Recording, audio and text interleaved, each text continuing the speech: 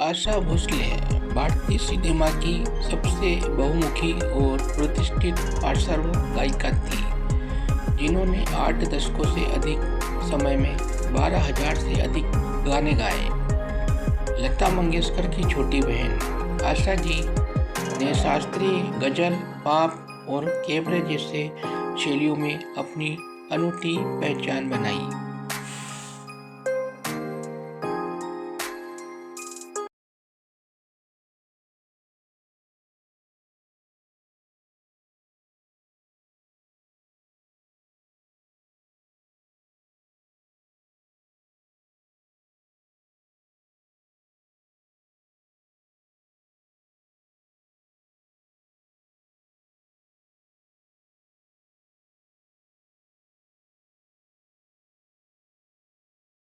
भारतीय संगीत जगत की एक बड़ी हस्ती के रूप में उनका नाम शुमार था और प्लेबैक सिंगर के रूप में उन्होंने कई यादगार गाने दिए। शरीर चला जाता है, लेकिन कुछ आवाजें हवा में ठहरी रह जाती हैं, दूर तक, देर तक, कभी कभी हमेशा के लिए। नया दौर से तीसरी मंजिल, हरे रामा हरे कृष्णा से उमराव जान और इजाजत से होते हुए रंगीला तक। वक्त बदला, मंजर बदले, पीढ़ियां बदली, पर्दे पर नायिकाएं बदली, पर आशा भोसले की आवाज हमेशा जवान रही।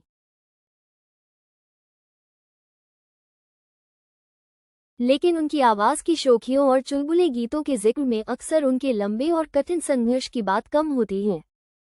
सच तो ये है कि अपनी विलक्षण प्रतिभा के बावजूद आशा भोसले को नंबर 2 के पायदान से ही संतोष करना पड़ा, क्योंकि हिंदी फिल्म इंडस्ट्री में नंबर 1 पर उनकी अपनी ही महान और दिग्गज बड़ी बहन लता मंगेशकर थी। हिंदी प्लेबैक सिंगिंग के क्षितिज पर जब लता नाम के सूरज की चमक के आगे अपनी एक अलग लौ जलाना आशा की जिद थी। उस दौर में ये लगभग असंभव जैसा था, लेकिन अपनी जिद और बेमिसाल प्रतिभा के दम पर आशा उस साए से बाहर निकली और संगीत के क्षितिज पर अपना एक मुकम्मल आसमां बनाया। साल 2008 में आशा भोसले बाएं और लता मंगेशकर भाई हृदयनाथ मंगेशकर बीच में के 72वें जन्मदिन के मौके पर मुंबई में हुए एक कार्यक्रम में संगीत से आशा का नाता बचपन में ही जुड़ गया था। उनके पिता दीनानाथ मंगेशकर शास्त्रीय संगीत के ज्ञाता और मराठी रंगमंच के एक सम्मानित शख्सियत थे। उनके 5 बच्चों लता, मीना, आशा, उषा और पुत्र हृदयनाथ के बीच सुरों की सरगम बचपन से ही गूंजती थी। बचपन के दिनों में लता और नन्ही आशा की जोड़ी अटूट थी।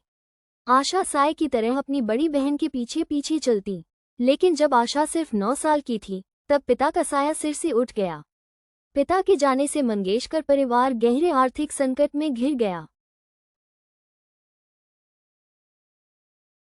गुजारे की तलाश में परिवार पुणे और कोल्हापुर से होता हुआ 1945 में बम्बई, मुंबई आ बसा।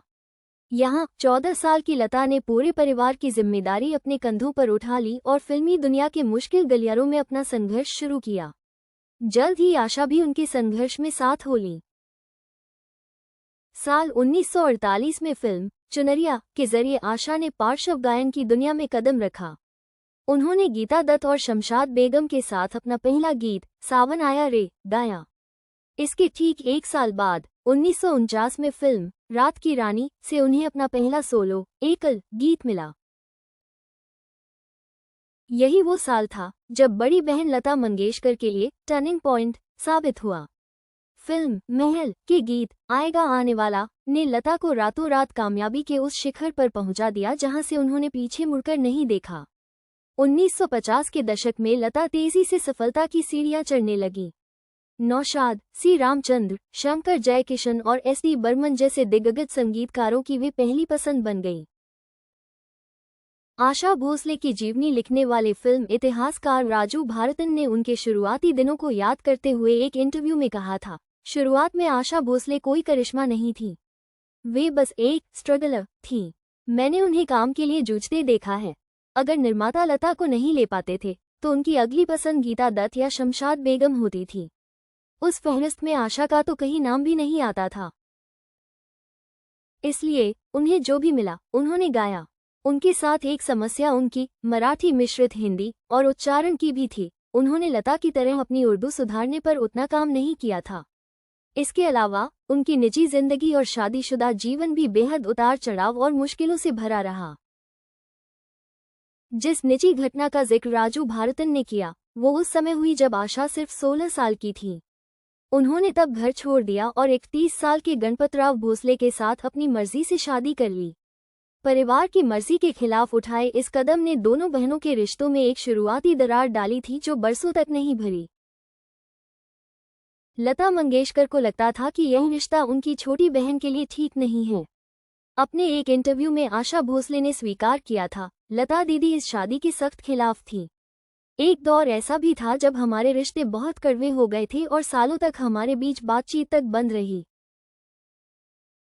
गणपतराव भोसले के साथ शादी उनकी निजी और पेशेवर जिंदगी के लिए किसी त्रासदी से कम नहीं थी।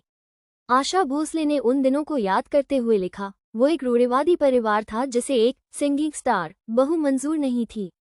मेरे पति बेहद बदमिजाज थे, शायद उन्हें दूसरों को दर्द देने में मजा आता था, पर बाहर किसी को इसकी कानों कान खबर नहीं होती थी। तनाव और उथल पुथल भरे इन सालों में आशा का करियर भी कुछ खास आगे नहीं बढ़ रहा था, जबकि लता इन सालों में कामयाबी के उस शिखर पर पहुंच चुकी थी। विशेष रूप से मेरा कुछ सामान में आशा ने बिना किसी तय लय के उस गद्यनुमा कविता को जिस रूहानियत के साथ गाया वो आज भी गायकी की एक पाठशाला माना जाता है। पंचम की इस जुगलबंदी में आशा ने खुद को हर सांचे में ढाला, चाहे वो कैबरे की शौकी हो, गजल का ठहराव या शास्त्रीय बंदिशों की जटिलता।